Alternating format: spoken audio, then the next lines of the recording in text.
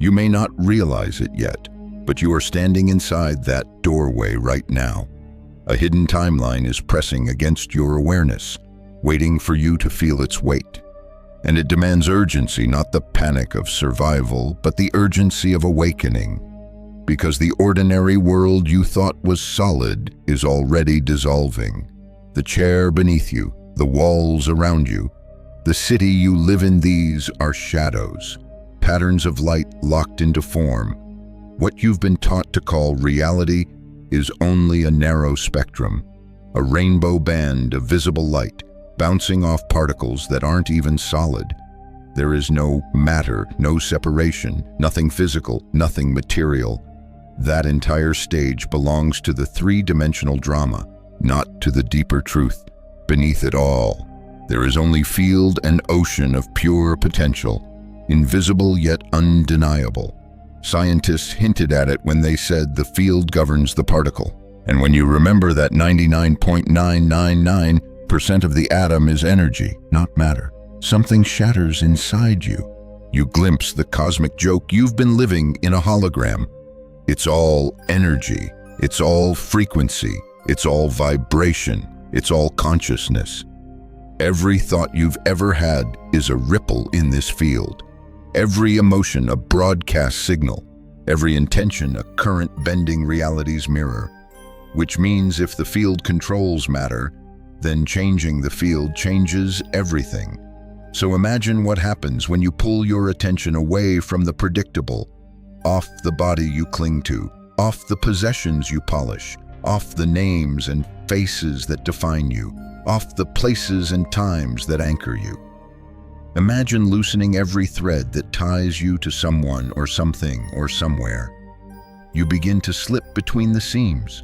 You start moving from somebody to nobody, from something to nothing, from somewhere to nowhere. And here's the paradox: in that nothing, you discover everything. Strip away the earth, the moon, the planets, erase the sun, the stars, the galaxies, let the entire universe vanish. And still what remains hums with power. The void is not absence but frequency, not silence but resonance. What materialists call nothing is saturated with presence.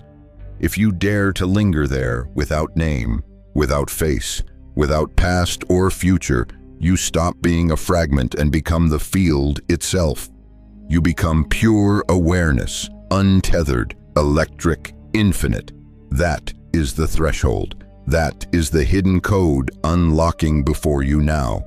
The code that dissolves timelines not by force, but by recognition. You are not in the hologram. You are the light projecting it. And in this moment, suspended in the vastness of nothing, you are finally ready to see what comes next. From that suspended vastness of nothing you entered at the end of the last passage, the paradox only deepens. Because what you called nothing is not empty at all. It is a source code, a living ocean of possibility, vibrating just beyond the grasp of your senses. To the ordinary mind, it looks like void. But to awakened perception, it feels like fullness waiting to express. Every tradition has hinted at this, even if in different language. Mystics called it the womb of creation. Physicists call it the quantum vacuum. Poets call it the silent music behind the stars. You don't need to choose a label. What matters is that you begin to recognize it as the common root of everything you experience. Think of it this way: when you log into a computer, what you see is the desktop, the files, the visible interface. But beneath all of that runs code, millions of invisible lines telling every pixel where to appear. Reality is no different. The 3D life you touch, taste, and measure is just the desktop screen. The field you have now brushed against is the hidden programming language. And here is the revelation: you can rewrite it. But to do that, you must shift your investment of attention, because where you place your attention, you place your energy. The more you obsess over the body, the past, the future, the roles you play, the objects you own, the more you are tethered to the old script. Your focus becomes the lock that keeps you inside the same loop. So the art is disinvestment, pulling energy out of what you think is fixed and pouring it into what feels like nothing. It requires discipline, yes, but not the rigid discipline of force.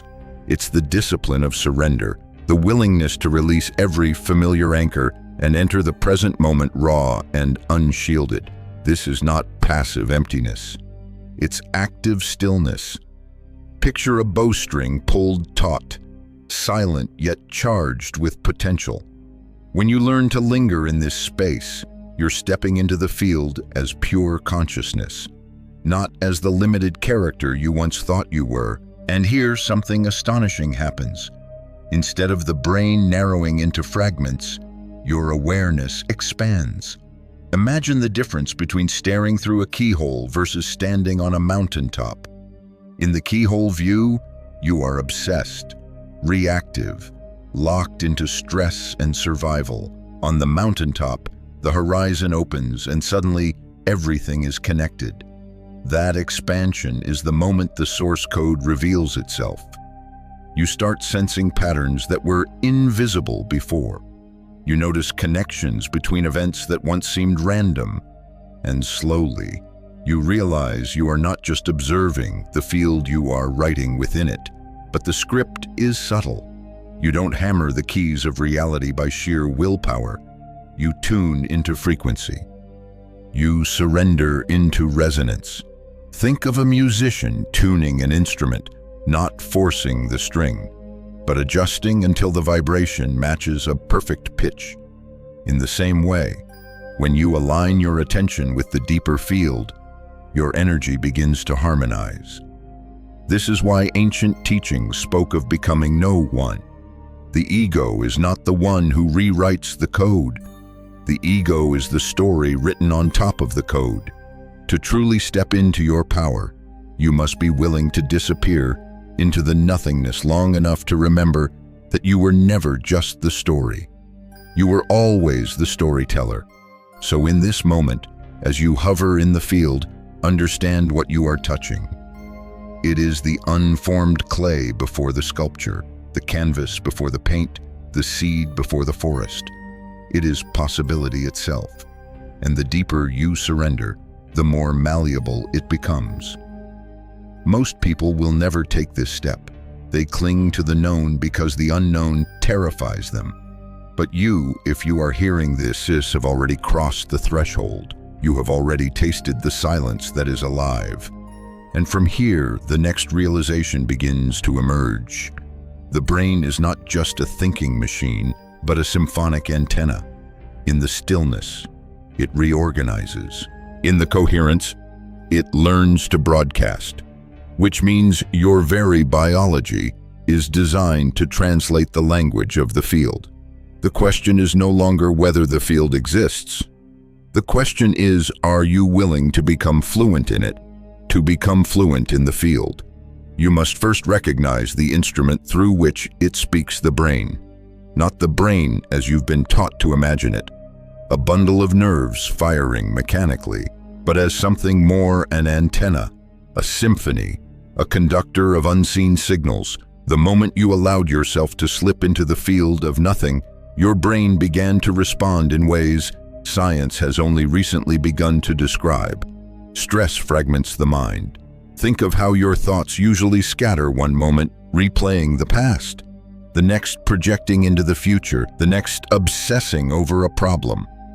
Each fragment isolates different neural circuits, like musicians playing out of sync, each caught in their own rhythm. That is the ordinary state of survival.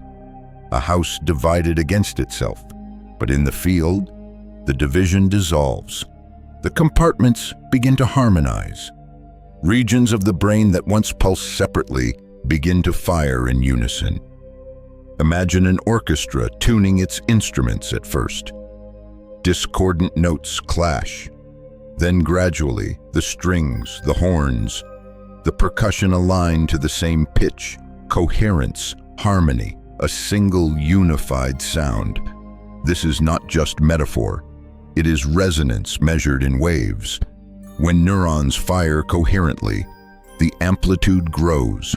Small signals interfere constructively, creating larger, stronger waves.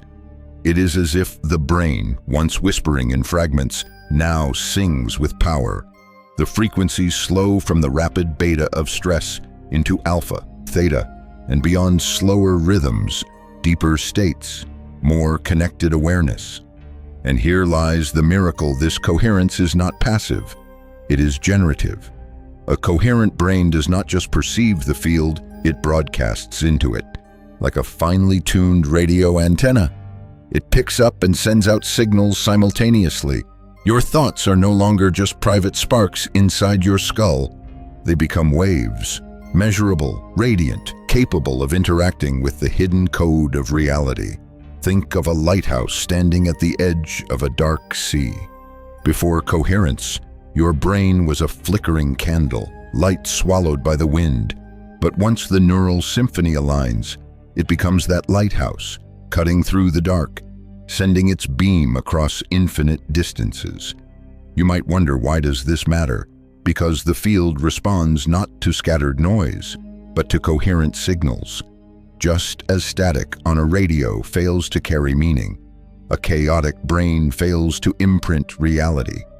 But when coherence arises, the signal strengthens, the pattern stabilizes, and the code begins to shift.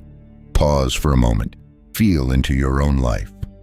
How often have you tried to force outcomes with a mind full of conflict, doubts colliding with desires, fears tangling with visions? That is noise, not signal. And noise collapses before it ever leaves the shore. But imagine instead your brain functioning as one.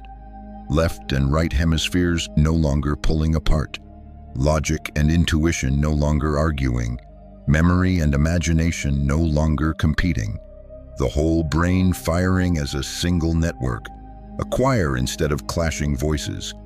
In that state, intention becomes music, and music can move matter. This is why ancient mystics spoke of union, why modern science now describes coherence. They are pointing to the same doorway. Your brain, aligned and resonant, becomes the bridge between pure consciousness and manifested reality. Do not mistake this for theory alone. When you truly linger in the field, when you step beyond identity and open to nothing, your biology shifts. Blood flow changes, neural pathways rewire. The very rhythms of your heartbeat and breath adjust to the new frequency. You are not just imagining coherence, you are embodying it. And as the waves synchronize, as the amplitude rises, the brain becomes an instrument capable of shaping the unseen, not because you think harder, but because you align deeper. Coherence is not effort, it is elegance. So now you stand at another threshold.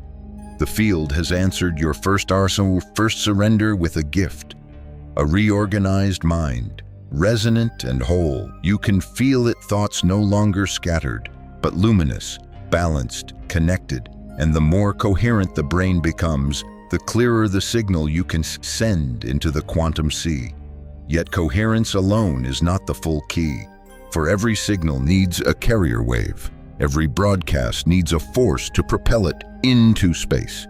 And that force does not come from the mind alone. It comes from the magnetic pulse of the heart. From the coherence of the brain, your awareness naturally descends into the chamber of the heart.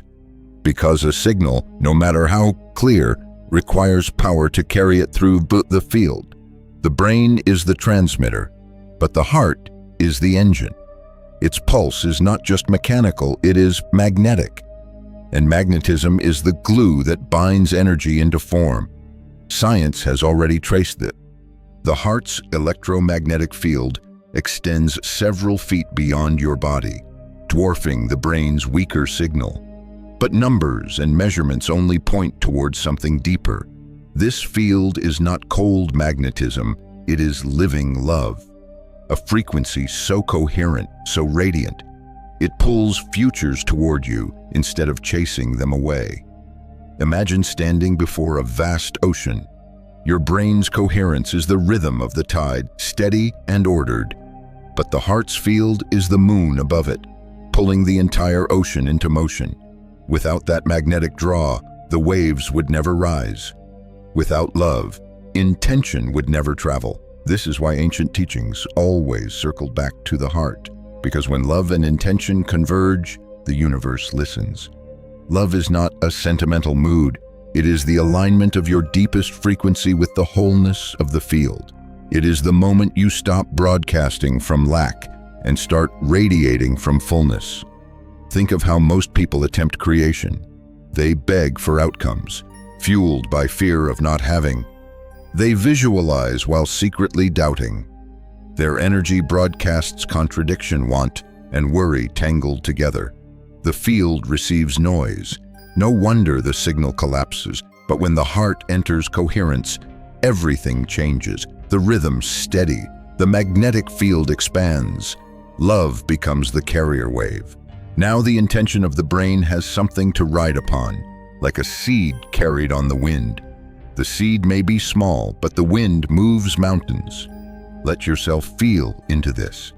When you recall moments of genuine love, whether for a person, a place, or a fleeting moment of beauty, notice how the chest softens, how the breath deepens, how time slows. In that state, you are already coherent. You are already drawing unseen futures toward you. But here is the deeper invitation to fall in love, not with what already exists, but with what is waiting to be born. To love the future before it arrives. To love the timeline hidden in the field so completely that it can't help but meet you. This is not fantasy, it is physics. A vibrational match is inevitable when signal and magnetism align. Picture it like this. The brain lights up a beacon, a clear intention shining outward. The heart then surrounds that beacon with a magnetic field, wrapping it like a cocoon. Together, they send out a call so radiant it resonates across the void. And somewhere in the quantum sea, potentials begin to stir, and then synchronicities appear. Opportunities align. People, places, and events bend toward you. Not because you forced them, but because coherence made the path irresistible. You see, love is not just the glue of the atom, as physicists remind us. It is also the glue of experience. It binds your future to your present. It draws timelines into visibility. And when the heart radiates without condition, the pull is unstoppable. But understand this, the heart must be genuine. You cannot fake coherence. The field knows the difference between shallow desire and embodied love. To love the future is to surrender control, to let it come not because you demanded it, but because you became the kind of being who magnetizes it effortlessly. So ask yourself now, can you trust your heart to lead? Can you let love, not fear, set the frequency of your signal? For when the brain and heart unite in this symphony, you stop trying to chase reality. Reality begins to chase you. And yet, this is only the beginning. A coherent brain sending a clear signal, carried by a magnetic heart, radiating love. That combination is powerful. But what happens when that signal enters the vacuum itself? What happens when the field, shimmering with your resonance, begins to move? And so, the question hangs in the silence. What happens when the field itself shimmers with your resonance? Imagine throwing a single pebble into a vast, still lake. Ripples move outward in perfect circles, touching every shore. Now magnify that image until the lake is the entire quantum field, and the pebble is the signal you've sent with brain and heart united. The truth is, nothing you broadcast remains private. Every coherent pulse you radiate touches the whole.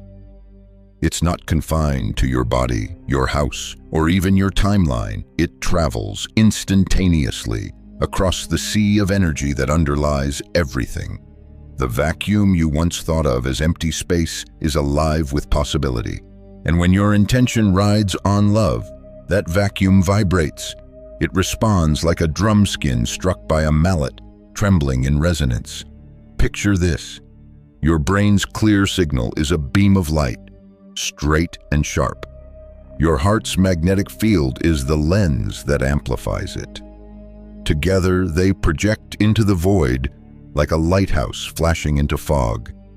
At first, it seems nothing changes, but slowly, patterns begin to emerge, fog forming shapes, opportunities crystallizing, potentials aligning with your frequency.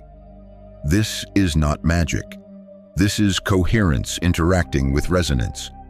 Every thought and feeling you send into the field interferes with the waves already present. And when interference is constructive, the waves don't cancel, they grow stronger. The stronger they grow, the more the field rearranges around them. This is why you've felt synchronicities appear like signposts, a chance meeting that feels like destiny, an opportunity surfacing out of nowhere. A sequence of events so improbable you laugh at the odds. These are not accidents. They are echoes of your own broadcast returning to you. Feedback loops from the quantum sea. But let's deepen this, because the vacuum is not simply reacting to you, it is becoming you. The more you linger in coherence, the less separation exists between the signal and the field. Eventually, they are indistinguishable. The ocean doesn't just carry the wave, you are the ocean, realizing itself as wave. This is why mystics across ages spoke of union, why visionaries described feeling one with everything. It wasn't poetry, it was direct experience of this merger. The signal ceases to be an external broadcast. It becomes the very frequency of the field itself. And in that moment, you stop asking if the universe hears you, because you realize you are the universe speaking. But here's the subtlety most miss: broadcasting into the field is not about demanding. The field is not a marketplace where you place an order and wait for delivery. It is a mirror of coherence. It reflects what you are, not what you beg for. If your brain is scattered, if your heart is incoherent, the field returns static. If your brain is clear and your heart is radiant, the field becomes luminous. Think of the difference between shouting across a canyon and singing into it. A shout echoes harshly, distorted, but a song, held on a pure note, returns as harmony. The field is the canyon, and your energy is the voice. The quality of the return depends on the quality of the emission. So when your coherent signal moves across the vacuum, entire timelines tremble. Possibilities you never imagined flicker at the edges of perception. You begin to notice doors where walls used to be. You find yourself in conversations, chances, alignments that feel impossibly precise. That is not coincidence, it is your resonance weaving threads through the unseen web. And what's more, your broadcast doesn't only shape your own reality, it touches the field shared by everyone. Your coherence can lift others, just as theirs can lift you. The shimmer you create in the vacuum is not isolated, it is contagious. Now pause and feel the weight of that. Every coherent signal you generate is a ripple that bends the collective sea, which means your awakening is never just personal, it is participatory, it is cosmic. Yet there remains another step, because even as your signal resonates outward, something must shift inward.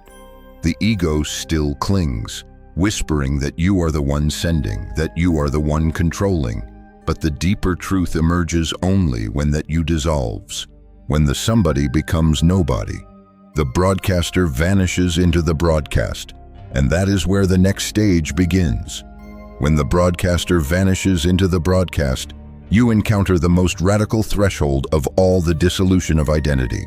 Up to this point, it still felt like you were doing something. You were learning, practicing, radiating signals into the field, but the field does not truly open until the you that claims ownership begins to fall away. This is where the language of somebody to nobody, something to nothing, somewhere to nowhere becomes more than poetic. It becomes lived reality. You begin to recognize that the name you carry, the history you protect, the stories you tell yourself, are all costumes worn for a brief performance, and in the silence of the field, those costumes fall to the ground. At first, it feels like loss. The ego panics when its roles dissolve. Who are you without your job title, without your relationships, without the possessions you polish or the plans you cling to? Who are you when even your body is no longer the center of your attention? The mind resists because it has been trained to measure value by these markers, but stay a little longer in that nothingness. Breathe past the fear. You will notice something extraordinary. Instead of vanishing into emptiness, you expand into everything, like air rushing into a vacuum.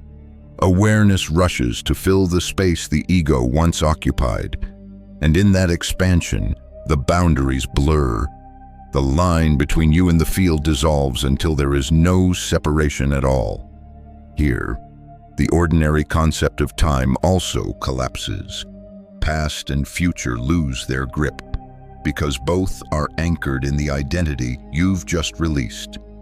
Without me holding a past or chasing a future, all that remains is now.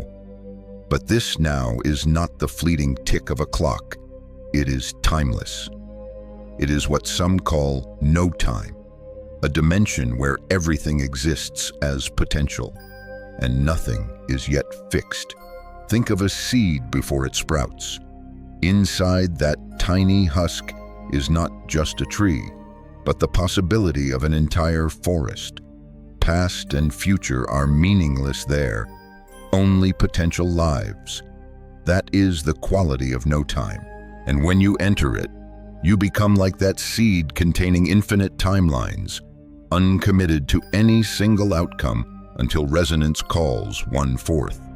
In this state, you stop trying to manifest as a person demanding from the universe. Instead, you breathe as the universe imagining itself through you. The distinction between sender and receiver dissolves. There is only signal. There is only vibration. There is only consciousness folding back upon itself. This is also the stage where resistance falls away. Think of how often the ego resists what is complaining, comparing, judging. In no time, resistance has no foothold because there is no self left to oppose reality. And so, paradoxically, everything becomes easier. You are not trying to push the river, you are the river, flowing where the current already moves. You may notice synchronicities accelerating here, because when ego dissolves, friction dissolves too. The field no longer has to push against your contradictions. It can simply mirror coherence, and in that mirror, the probability of aligned events increases. You are no longer chasing a timeline, you are standing at the center of many, allowing the right one to crystallize effortlessly. This dissolution can be frightening if you cling to the old sense of control, but if you surrender, it is liberation. To no longer be somebody is to be free of judgment. To no longer be somewhere is to be free of limitation. To no longer be sometime is to be free of regret and worry. And so the truth dawns the less you are, the more the field can become through you. In the emptiness of identity, fullness rushes in, and the shift you once sought begins to reveal itself, not as something you achieve, but as something you allow. From here, a new question arises, not about who you are, but about how you will recognize the language of the field when it answers back. And that language most often speaks through what we call synchronicity. Synchronicity is the whisper of the field returning your broadcast, the mirror answering your gaze. When you dissolve identity and step into no time, the universe does not remain silent. It begins to converse with you in patterns. These patterns may appear as coincidences, chance meetings, or events that align with uncanny precision. But once you've touched the field, you know better. These are not random accidents. They are the feedback loops of coherence. Think of a musician striking a tuning fork. Place another fork of the same frequency nearby, and without touching, it begins to vibrate in sympathy. That is resonance, and synchronicity is resonance made visible in your life. Your coherent brain-heart signal strikes the field, and the field vibrates back, stirring potentials into form. At first, synchronicity appears subtle. You think of someone, and suddenly they call. You dream of a place, and unexpectedly you receive an invitation to go there. The ego may brush it off as luck, but the deeper awareness recognizes a pattern the field is responding. And with practice, the patterns multiply, becoming too consistent to ignore. This is how the hidden timeline begins to reveal itself, not through visions dropped from the sky, but through threads woven into ordinary days. You notice how one event aligns with another, like stars forming a constellation. What once seemed random becomes map. What once seemed disconnected becomes pathway. But here is the challenge: to interpret without clinging, to notice without grasping, because synchronicity is not a vending machine spitting out rewards. It is guidance, a breadcrumb trail showing where resonance is strongest. If you chase it with desperation, you cloud the field again. If you relax into trust, you align even more deeply. Ask yourself, how many synchronicities have you ignored because they didn't fit your logical plan? How many doors have you dismissed because they weren't the ones you expected? The field rarely speaks in straight lines. Its language is spiral, layered, poetic. It nudges instead of shouts. And the question is whether you will attune to that subtlety. Imagine walking through a dense forest at night with only a lantern. The path doesn't reveal itself all at once. You see only a few steps ahead, guided by the glow. Synchronicity is that glow. You may not know the destination yet, but you can feel the reassurance that the path is alive beneath your feet. And when you follow, something remarkable happens. The feedback grows stronger. The field recognizes your trust and mirrors it with greater clarity. The coincidences become orchestration. The random alignments become undeniable. You realize the universe is not indifferent, it is interactive.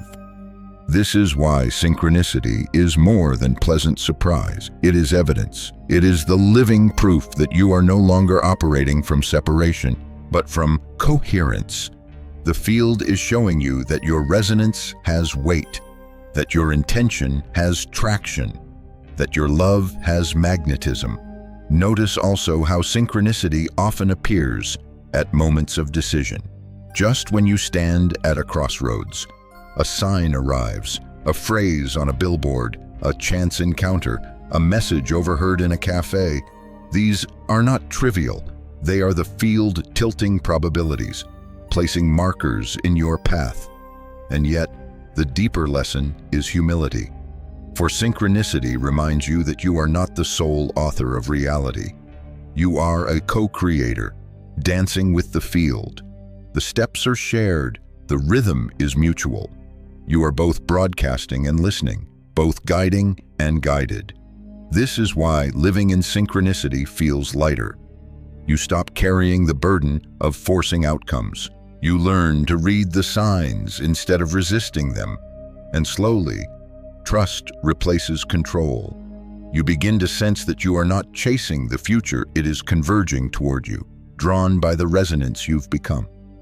So understand, synchronicity is not proof of magic. It is proof of alignment. It is the quantum echo of coherence. And as you learn to walk by its rhythm, a new power arises, the ability to create not by chasing matter, but by aligning with the field itself. That is where the next turn awaits, the practice of creating from the field instead of from matter. Creating from the field instead of from matter is the leap that separates the old paradigm from the new. Until now, most of your efforts have been rooted in material cause and effect, working harder, pushing longer, stacking effort upon effort in hopes of moving the heavy machinery of the world. But in the quantum realm, that machinery is only the shadow. The true engine lies beneath, in the invisible patterns of energy and information. Think of how most people attempt change. They drag the past into the future, repeating the same habits, the same fears, the same strategies, expecting different results. They hustle, strain, and grind, hoping to bend the external world by force. Yet even when they succeed, the victory feels fragile, short-lived, because the underlying frequency hasn't shifted. The external change was built on unstable ground. Creating from the field is different. It begins with coherence. It continues with love, and it culminates in resonance. When your brain emits a clear signal and your heart radiates a magnetic field, the vacuum responds not because you forced it, but because you matched it. This is the principle of vibrational alignment. The field reflects what you are, not what you pretend to be. Picture it like this: matter is clay, dense and resistant. To shape clay with your hands requires pressure, force, and effort. The field, however, is water. To move through water, you don't push against it. You align with its flow. A swimmer who fights the current exhausts quickly, but one who learns to ride the current can travel vast distances with minimal effort. This is the essence of field-based creation. Instead of imposing your will on matter, you harmonize with the deeper current that shapes matter itself. And when you align, you don't need to chase. You draw. Futures flow toward you, as if magnetized, because you already resonate with them. This is why falling in love with your desired future is so powerful. Not love as craving or lack, but love as deep recognition. You hold the vibration of that future as though it already exists, because in the field, it does. Every possible reality already exists as a potential. When you become a vibrational match, you collapse that potential into your timeline. Notice how this reverses the old logic. In the material paradigm, you wait until something arrives before you feel it. In the field paradigm, you feel it first, and then it arrives. Gratitude before the gift, joy before the outcome, love before the manifestation. This is not delusion, it is alignment. The field cannot resist coherence carried by love. But here's the subtlety: you cannot fake this state.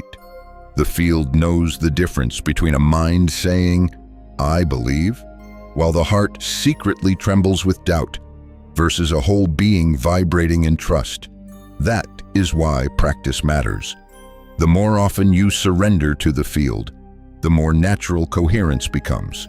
And over time, the state shifts from practice into presence. When this happens, creation feels effortless, not because you do nothing, but because your actions ride on resonance. Opportunities arrive at the precise moment. Conversations unfold at the perfect angle. Resources appear with uncanny timing. To the ego, it looks miraculous. To coherence, it is simply physics. Think back to the times in your life when everything seemed to flow, when doors opened before you knocked, when help arrived before you asked. Those were glimpses of field-based creation, moments when your energy happened to align. The invitation now is to live there intentionally, not by accident. And remember, the field is vast. You are not creating out of scarcity. You are not stealing timelines from others. The quantum sea is infinite, shimmering with potentials beyond measure. Your resonance does not deprive it adds. Every coherent creation expands the field for all, like a candle lighting another without losing its flame. So pause and consider, what future are you in love with? What timeline calls to you not from desperation, but from deep resonance? Let that love be the magnet. Let coherence be the signal. and let the field do what it always does, reflect. From here, the question becomes sharper. If the field holds infinite possibilities, how do you know which timeline you've unlocked? How do you recognize the code that signals you've entered a hidden path? That is the mystery of the quantum shift code, waiting just ahead. The quantum shift code is not a password written on paper or a secret phrase whispered by some authority. It is an inner alignment, a living frequency that unlocks realities hidden from the ordinary eye. When you step into coherence, when brain and heart fuse into resonance, you activate this code. And once it lights up within you, the field cannot help but respond. Think of it less as a combination lock you must solve, and more as a resonance lock that opens only when your energy sings at the right pitch. Just as a glass shatters when struck by a note of matching frequency, timelines shiver into visibility when you vibrate in tune with them. They were always there, waiting. You simply couldn't see them until your signal harmonized. This is why the experience feels like unlocking. One moment, you are living inside the same predictable loop. The next, a doorway opens where you never expected. You feel it as a shift in the air, a subtle tilt in reality. Suddenly, events that seemed impossible unfold with uncanny precision. The code is not external, it is the coherence you've embodied. And what is this hidden timeline you've just accessed? It is not fantasy. It is not an escape from the real world. It is the version of reality that has been waiting for you all along. A path already written in the quantum sea, shimmering just beyond your perception. The moment your resonance matches, you collapse into it. Here is the paradox. Nothing outward may change instantly. Your house is still your house. Your job is still your job. Yet something fundamental has shifted underneath. The old frequency has loosened its grip. The hologram begins to rearrange. And then the signs arrive, synchronicities intensify, opportunities align, and you feel the unmistakable momentum of a hidden current carrying you forward. Some call this destiny, others call it grace, but you recognize it as the field answering your coherence. The quantum shift code has unlocked, and the new timeline has begun to weave itself through your days. Understand, this is not reserved for saints or mystics. It is the natural birthright of consciousness. Every human being carries the potential to unlock hidden timelines. The difference is not worthiness, but willingness. Are you willing to let go of the familiar loop, to dissolve the identity that clings to the past, to trust the field more than the matter you see before your eyes? That is the true initiation. Think of a video game with hidden levels. The casual player moves through the obvious path, unaware of the secret door tucked behind a shadowed wall. But the one who pays attention, who notices the faint glimmer, finds the hidden portal and enters a whole new world. Life is no different. Most will walk the visible path, never suspecting there was more. But you, if you are listening, you've already glimpsed the shimmer. The code is coherence. The doorway is love. The timeline is waiting. And the more you sustain that frequency, the more the hidden becomes visible. But there is also responsibility here, because unlocking a new timeline is not only about receiving, it is also about embodying. You are not handed a secret path to escape life. You are invited to live as source within it. The quantum shift code does not make you superior, it makes you accountable. Accountable to coherence, accountable to love, accountable to the truth that your resonance ripples across the whole. So notice what unfolds as you hold this new state. The people you meet may shift. Old relationships may fall away. New opportunities may arrive that feel like destiny. Challenges may still come, but even they will feel different, less like obstacles, more like initiations. Everything bends around the frequency you carry.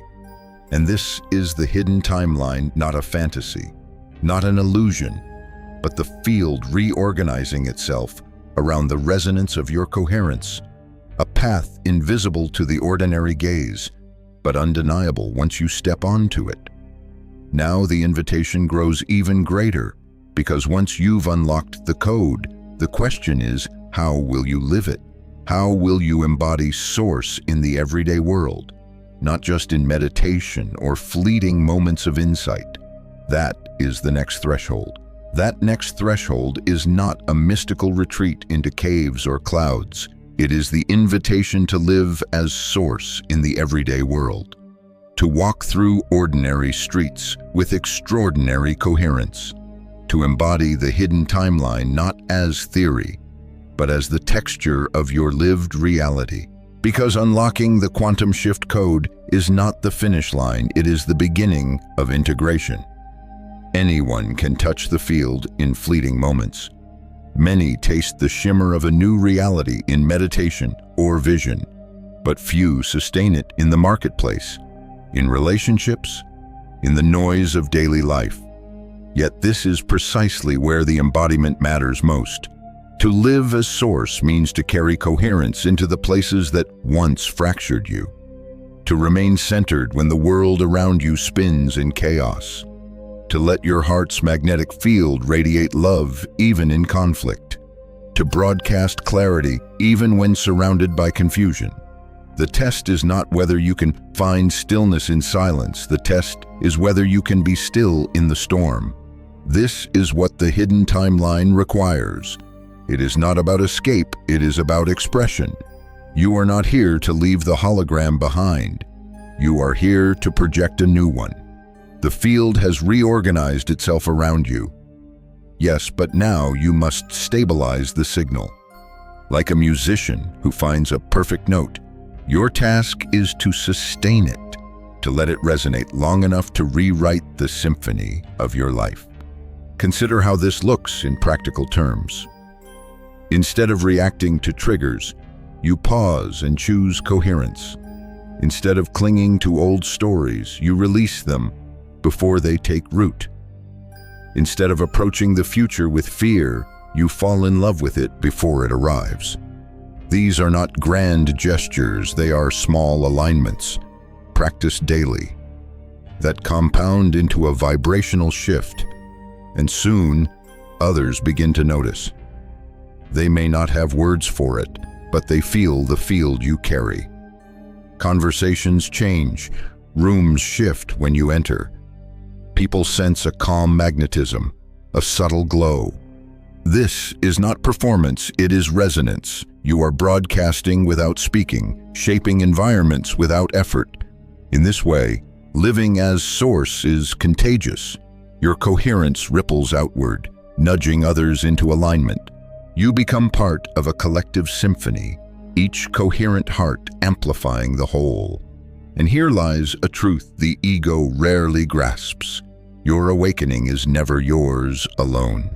Every shift you embody helps unlock timelines for others. Every resonance you sustain strengthens the field for all. This is why humility is essential.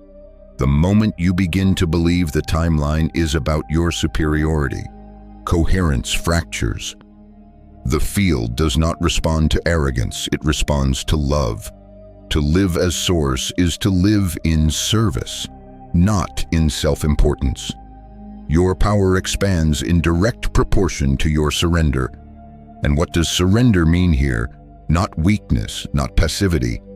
It means trusting the field enough to stop forcing. It means knowing you are already the projection, already the light, already the timeline itself. The effort is not to control, but to allow, not to demand, but to embody. Imagine standing at a crossroads, holding two maps. One map is drawn by the ego lines of struggle, effort, resistance. The other is drawn by the field threads of synchronicity, paths of ease, signals of resonance. Both maps exist, both lead somewhere, but the hidden timeline emerges when you choose the second map again and again, until it becomes your default terrain. This is how you live as Source, not in rare glimpses, but as a daily rhythm. Every breath an anchor of coherence, every thought a signal, every heartbeat a magnetic wave, and the more consistently you inhabit this state, the less you are bound by the old hologram. You become the projector itself, aware and awake, shaping not only your life but the collective field. So here you stand, not at the end, but at the beginning of the embodied path. The quantum shift code has unlocked. The hidden timeline is active. And the question is no longer whether you can access it. The question is whether you will sustain it, whether you will live it, whether you will let the resonance of Source move through you in every ordinary moment. Because that is the true shift, not touching the field once, but becoming the field endlessly. Becoming the field endlessly, that is the image we leave suspended in the air. Not a final triumph, but an ongoing breath, a rhythm you carry into every day. And from that vision, let us step gently into closure. You've walked through layers of illusion, stripped away the density of matter, dissolved the stories of self, and entered the living coherence of brain and heart united. You've seen how intention becomes signal, how love becomes magnetism, how synchronicity becomes feedback, and in unlocking the quantum shift code, you've recognized that hidden timelines are not rare treasures. They are currents always waiting for resonance. The challenge now is not to grasp, but to sustain, to let coherence become your baseline, not your exception, to fall in love not just with extraordinary futures, but with ordinary moments, to let the hidden timeline show itself not only in visions and synchronicities, but in the quiet courage of how you show up every day. Because this is what it means to live as Source. It means choosing presence when distraction tempts you, choosing trust when fear whispers, choosing coherence when the world fractures. It means remembering, again and again, that you are not chasing reality, you are projecting it. You are not a fragment begging the universe to notice, you are the universe noticing itself. And as you leave this moment, know this: the shift you've touched is not fragile. It is seated deep within you, waiting for your attention to water it. Every act of awareness strengthens it. Every pulse of love expands it. Every surrender to the field stabilizes it. So carry this frequency lightly but firmly. Walk the hidden timeline not as a secret path only you can find, but as a resonance others will feel and follow. Live as Source, not once, not occasionally, but in the rhythm of your ordinary days. And in doing so, you will discover the greatest truth of all: the hidden timeline is not elsewhere, it is you, awake, coherent, and whole.